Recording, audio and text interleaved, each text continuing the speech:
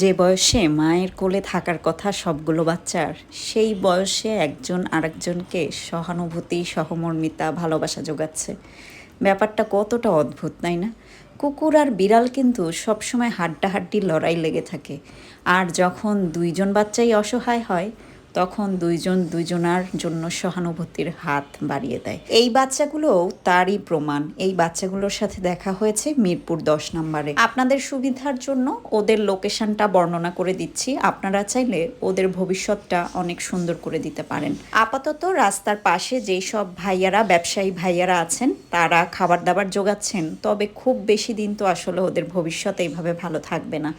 যদি কেউ নিতে চান তাহলে 10 নাম্বার থেকে 2 নাম্বার যাওয়ার মেইন রোডে একদম এই যে দেখেন রিচম্যান এবং ব্লু ড্রিম, লুবনান, চন্দ্রবিন্দু পাশাপাশি যেই দোকানগুলো, সেই দোকানের সামনে যেসব বিক্রেতারা আছে তাদেরকে জিজ্ঞেস করলেই পাবেন। এবং এইখানেই এই বাচ্চাগুলো সব সময় থাকে।